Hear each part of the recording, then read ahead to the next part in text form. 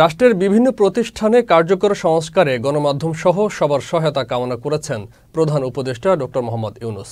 আজ প্রধান উপদেষ্টার সরকারি বাসভবন যমুনায় দেশের বিভিন্ন গণমাধ্যমের সম্পাদকদের সঙ্গে বৈঠকে প্রধান উপদেষ্টা এই আহ্বান জানান। বৈঠকে সাংবাদিক নিপীড়নের আইনি ধারা বাদ দেওয়ার প্রস্তাব দেন সম্পাদকরা।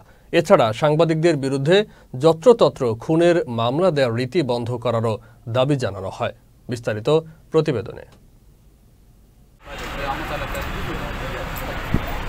আজ দেশের বিভিন্ন গণমাধ্যমের সম্পাদকদের সঙ্গে বৈঠক করেন অন্তর্বর্তীকালীন সরকারের প্রধান উপদেষ্টা ডক্টর মোহাম্মদ ইউনূস। প্রধান উপদেষ্টার সরকারি বাসভবন যমুনায় বেলা 11টার দিকে শুরু হওয়া বৈঠকে দেশের স্বনামধন্য পত্রিকার সম্পাদকরা অংশ নেন।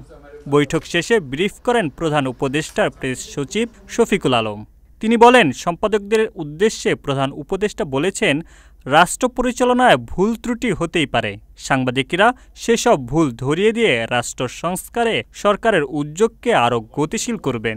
রাষ্ট্র মেরামত করার জন্য, বাংলাদেশকে নতুন শিখরে নেওয়ার জন্য এটা একটা মস্ত বড় সুযোগ, যা ছাত্র জনতার আন্দোলন আমাদেরকে, গণ অভ্যুত্থান আমাদেরকে দিয়েছে। উনি বলেছেন এই সুযোগটাকে কাজে লাগাতে হবে আমাদের সবাইকে। উনি সমস্ত পত্রিকাকে বলেছেন যে আপনারা লিখবেন, প্রচুর লেখেন, আপনারা জানান, এবং আমরা যদি কিছু কিছু জায়গায় আমাদের যদি দোষ ত্রুটি থাকে সেগুলো নিয়েও আপনারা বলেন। প্রধান উপদেষ্টার এই বক্তব্যকে স্বাগত জানিয়েছে পত্রিকার সম্পাদকরা। সেই সাথে বর্তমান সরকারের সাথে একাত্মতা প্রকাশ করেন সম্পাদকরা। বৈঠকে সাংবাদিকদের অধিকার ও পেশাগত কাজে নিরাপত্তা দেওয়ার প্রস্তাব দেওয়ার পাশাপাশি সাংবাদিক নিপীড়ন আইন বন্ধ করারও প্রস্তাব দেন সম্পাদকরা। মিডিয়া নিষ্পেষণে যতগুলো কালো আছে সেগুলোর, যেমন digital security act, cyber security act, এই ধরনের আইন যেন অ্যাটলিস্ট এই মুহূর্তে ঘোষণা হয় যে এগুলোতে সাংবাদিকের নিপীড়নের যেসব অধ্যায়গুলো আছে এগুলো কার্যত হবে না, এবং এটা রিফর্মটা ওনারা সময় নিয়ে এটা করবেন।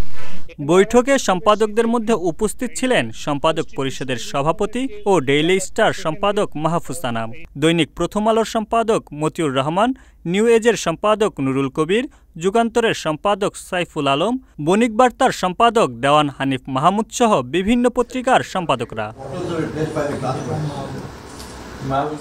Mamunur Rahman, channel S news desk.